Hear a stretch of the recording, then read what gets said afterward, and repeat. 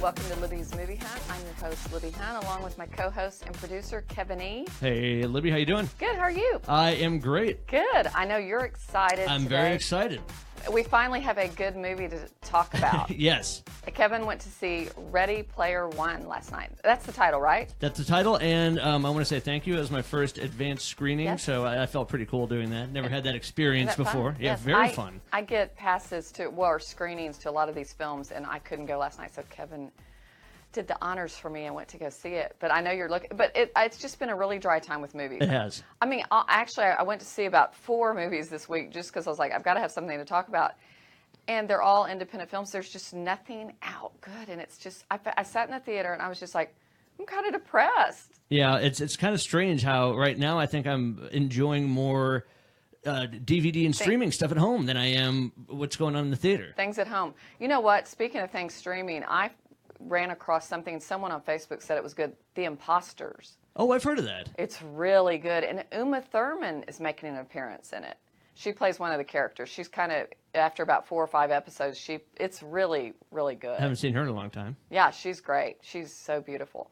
But I recommend The Imposters. All right. Yeah. You know, a lot of people liked last week our candid banter while we were setting things up. My daughter texted me and she's like, Mom, it's hilarious you're telling the audience about your eyes getting stuck together, because I had those fake eyelashes put on.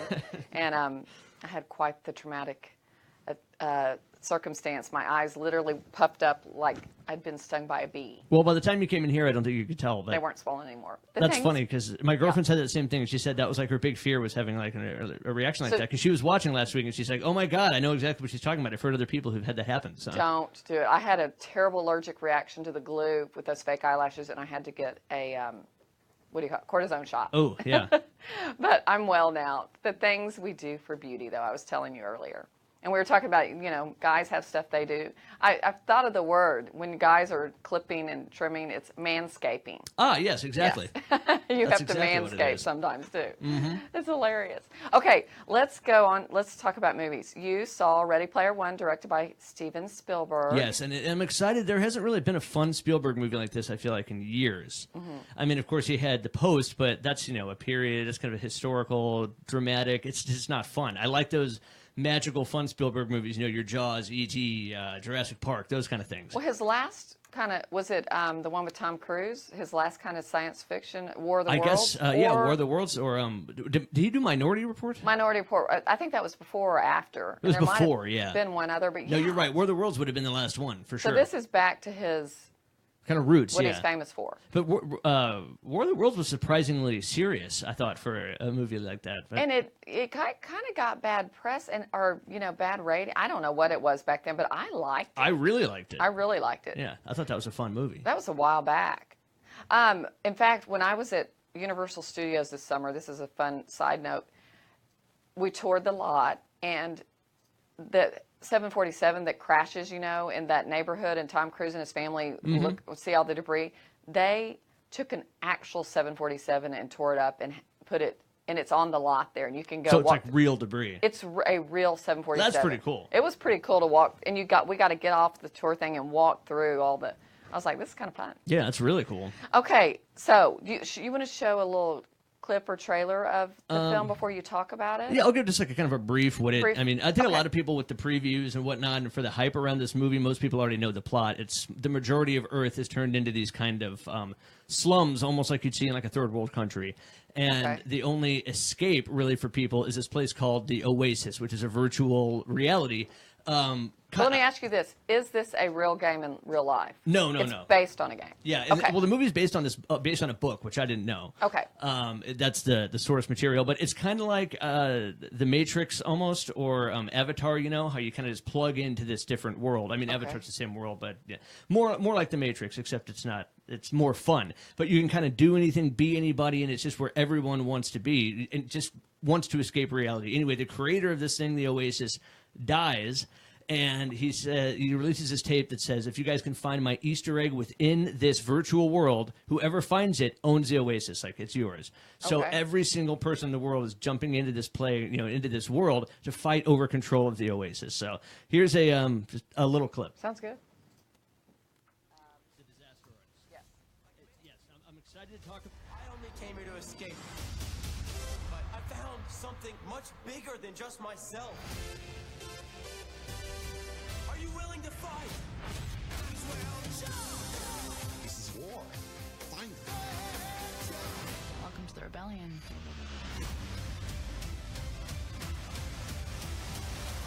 Ready Player One. Experience it in IMAX, March 30th.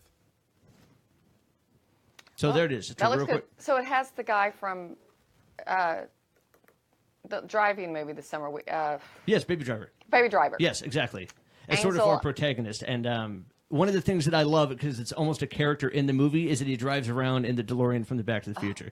From Back to the kidding. Future. And it's, I mean, the movie is just, I don't want to say anything to give it away because it's so much fun. It is nostalgia overload. If you just liked these kind of movies from the 80s, or Right. if you grew up in the 80s or whatever, you're going to love it. It's just so much of these little things that you're going to see. You're going to see King Kong, you're going to see the T-Rex from Jurassic Park, like the Iron Giant, comic book characters all coming together in this world. And it's really, really cool. Just an amazing ride. Who else is in it? That we know. The villain is, or what's his name, who is in Rogue One. I can't think of his name. Is it Ben Mendelsohn? Oh, I love him. Who plays, he's in it. And there's the lead female actress. I'm not sure what else she's been in. But other than that, no, it's not a big actor type film. Kind of like the way Jurassic Park was when it came out. You know, I mean, Sam Neill wasn't originally Harrison Ford was supposed to play the Sam Neill role, and I think it played a lot better that they had Sam Neill because for he wasn't sure. as well known here in America at that time. Exactly. Oh. So I think that's kind of what they did with this. I will say it's a long one. It's 2 hours and it's 20 running minutes. at about 2.5 hours. Right.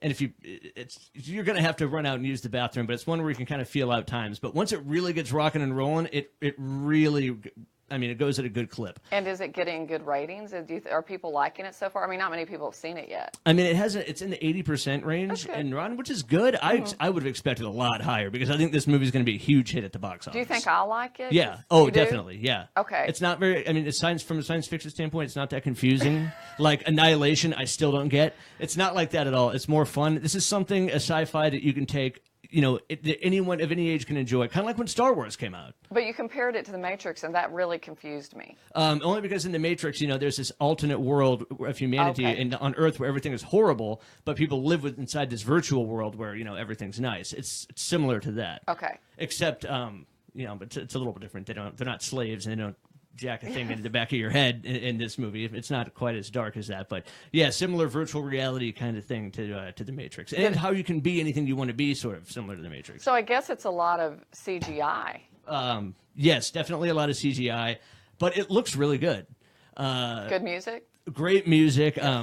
All kinds of, but I mean, there's nostalgia there as well. It's nostalgia overload. I'm telling you, anything you like about these old fun movies, like, are going to pop up Well, everywhere. like the constantly. DeLorean, I just would. That's even that. Yeah. Oh, it's super cool. That's Yeah, so there are a fun. lot of little Back to the Future callbacks in That's there. so fun. That's so fun that he did that. I'm excited. Well, I think everybody. And it's funny, a lot of people think it's just going to be only Spielberg nostalgia, which is totally not true, because you have other stuff like Back to the Future, which were Zemeckis films, you know. It's a lot of callbacks to just other fun sci-fi 80s flicks. Right. It's something my dad and brothers like to see. I bet I'm gonna get them to go with me tomorrow night, possibly. Yes, you definitely go see it. Did you ever see Pacific Rim too? Did you bother No. seeing? Okay, good. I have no desire. Skip that if you were trying to decide Right. between Ready Player One and Pacific Rim Uprising. Ready Player One, hands down, you're gonna have For way more sure. fun, and it goes by super fast. It really does. Does it lend itself to having a sequel? Probably. Yeah, I mean, I would absolutely think they're going to want to do something more with this. I don't know if they will, because, you know, most people said they weren't going to make another Jurassic Park, but then Michael Crichton wrote a second novel, and so they ended up doing it. And yeah, I think it could easily go either way. I wouldn't mind leaving it as a standalone film, but I'm guessing they're going to want to keep it going. I know. I'm okay with that if they're pretty good. Well, what do you give it? Oh, I'm going to give for it a rating. 100% full popcorn worthy. The visuals, music, little things like that could even be Oscar worthy. Oh. But the film on the whole, I mean, it's not going to turn any heads in an award ceremony. Right. But it's great. I'm full popcorn worthy for sure. Totally popcorn. Love it. That music makes me so happy. Sounds I like just Disney. love being able to play that for a good movie because I know. think I gave Pacific Rim half popped. I know. I'm so happy. We've really become quite critics, though, because we're criticizing some stuff lately. 'Cause That's- I yeah, usually very true. we like everything. Yeah.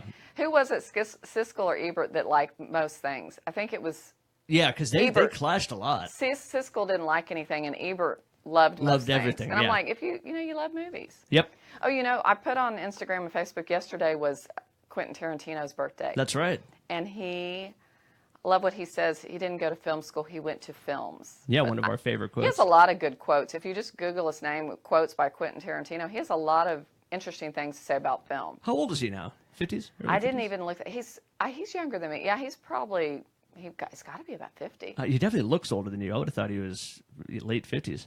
But I mean, I was saying how he's one of my favorite directors on the planet. But I mean, he's not for everybody. His stuff is kind of messed up. But I mean, it's just so original. Yeah. A lot of his stuff is either I end up really loving it or I really just don't like it at all. I love everything he's done. Really? Oh, What is- I hate Inglourious Bastards. Oh my I don't like gosh. that at all. Oh my gosh, that's like one of my favorites. I know, everybody loves it. Why? My brother and I fight about this all the time. And that the Christoph Waltz. is so good in it. Yeah. That's got- really what launched him into, Oh. mainstream, I think. And He was great. now he's a villain in every movie. So. And Brad Pitt was so good in it. Yeah. And I don't it's- know. I'm a huge fan of Quentin Tarantino's, and he's just so weird. I don't know what his movie Pulp Fiction though was just something I've never. And everything. See, that's he what does, I love. Yeah. You've never seen anything like it, and then like Hateful or not? Yeah, it was Hateful Eight. The way he did it in 8mm or whatever what they call it, not 8mm, but where it's the big screen. I know exactly what you're talking about. I can't They think of the filmed that way.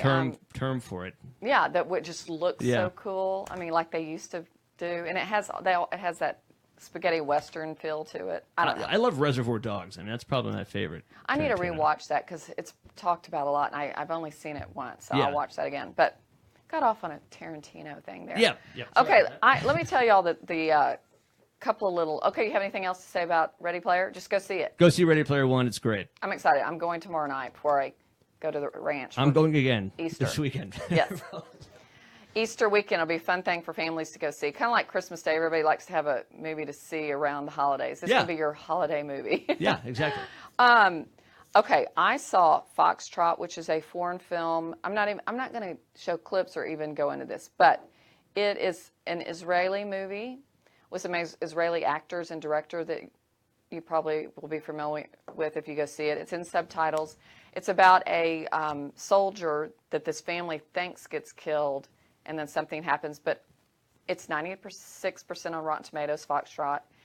It's really good. If you like, That's a really cool story. I mean, I love that synopsis. well, you think he gets killed, but then I guess I should say he doesn't, but Right. then he does. I mean, I don't know. I can't say. It's very tricky, but it shows kind of the son's side in war and the parent side, and what they're fighting for, and the acting is literally Oscar worthy.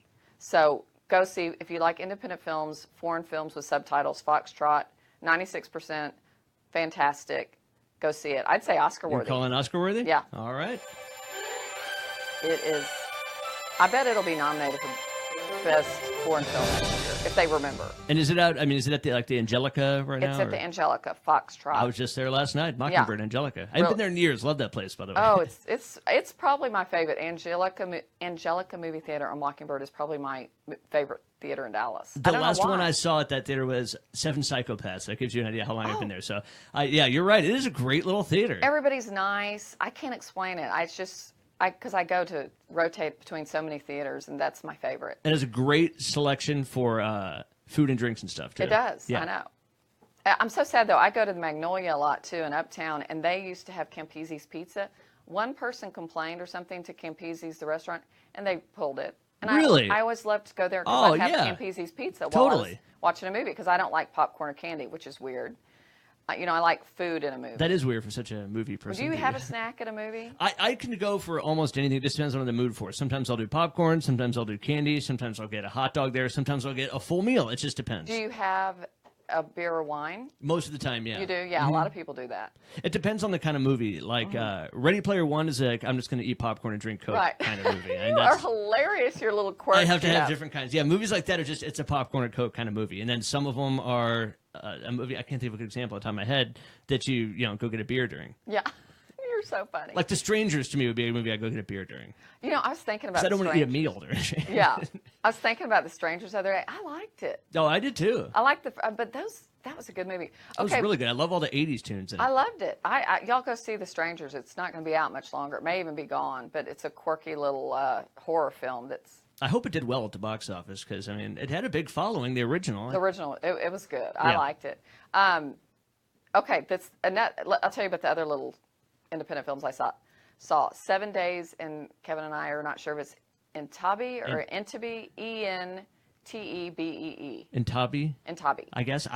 You probably don't remember this story. Obviously, you weren't born yet. But in 1976, there was this hijacking between these they call themselves not terrorists, but they were making a statement about something. Like freedom fighters type thing?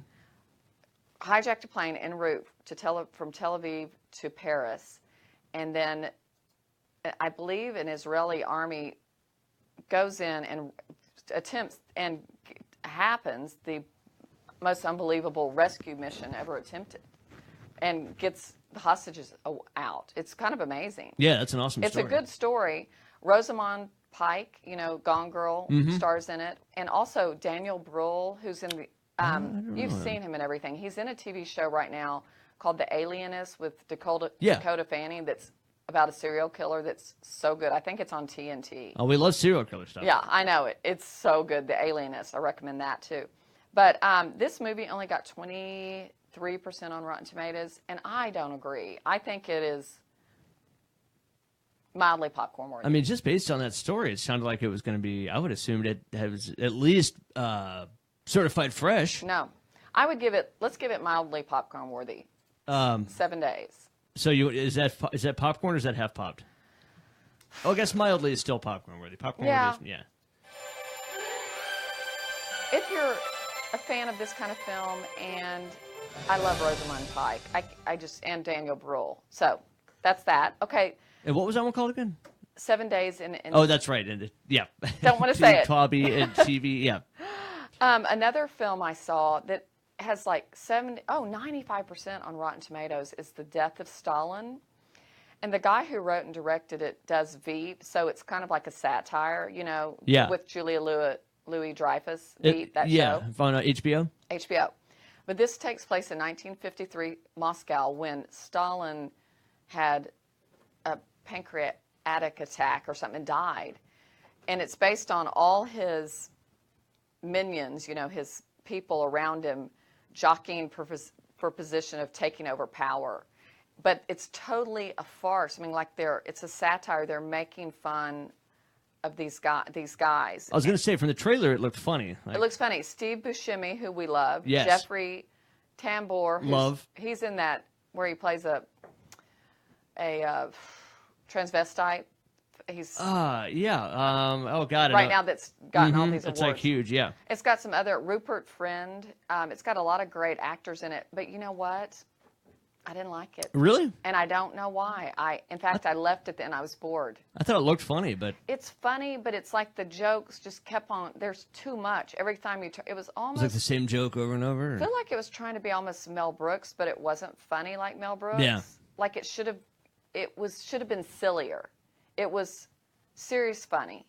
I give it half popped. But Mel Brooks, I mean, is it almost as farce-like in terms? It just No. doesn't have that goofy shtick of stuff that just comes in and out of nowhere. It should have been more slapsticky funny. Slapstick, Mel Brooks. It just wasn't.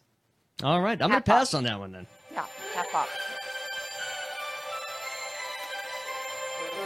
But I thought I was going to love it. And that's one that I think will be in wide release eventually. I know, I would think so. Yeah. The Death of Stalin, though, is funny how they everybody was so scared of him in like the funniest way, but then, I don't know. There are some funny things about it, but no, I'd say half off.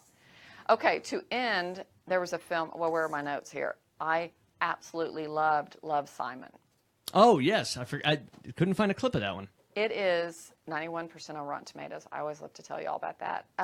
It's a story about a kid 17-year-old, who's gay, and he hasn't told his family or classmates, and he starts having this online friendship with this other kid who says he's gay in their class, and just, it's kind of these hilarious, terrifying things happen before he finally comes out.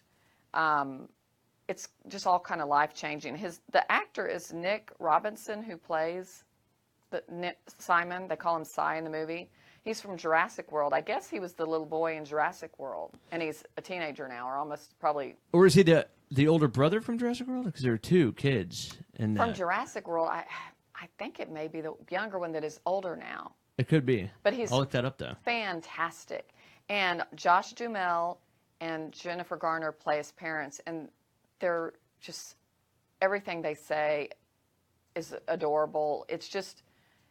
It sounds almost like Lady Bird meets Call Me By Your Name. Exactly.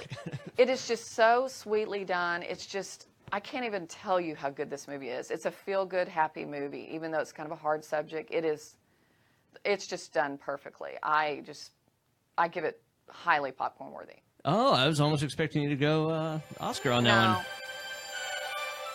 I'm going to say highly popcorn worthy because there are aspects of it that are made for TV movie. The filming, you know what I'm saying? Mm-hmm.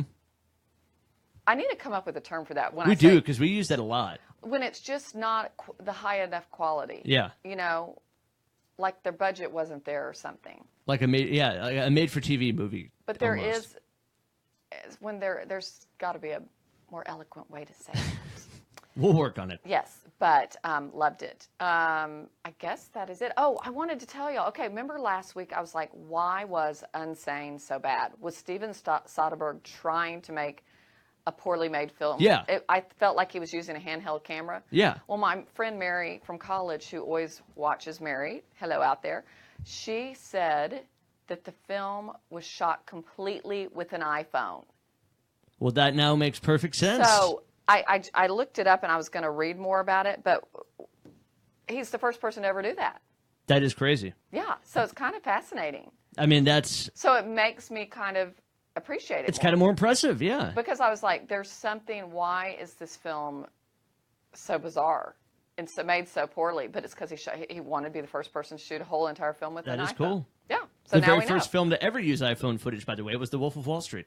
Wait, how'd they use iPhone footage? This is funny. It was just this brief snippet, but you know that part when they're partying on the plane on their way to his bachelor party? Yes. And they showed the seatbelt light come on. And they couldn't find a stock footage of his seatbelt light, so a guy just filmed it on his phone for like 15 seconds, and then they used that in the movie, and they're like, oh, first iPhone footage ever in a movie. And wait, why do you even know that? I don't know. That's something you and we know the weirdest thing. Yep, you're right. I don't know. I have no idea why I know that. But yeah, an entire movie on iPhone is pretty cool. Well, I want to look on right now why he,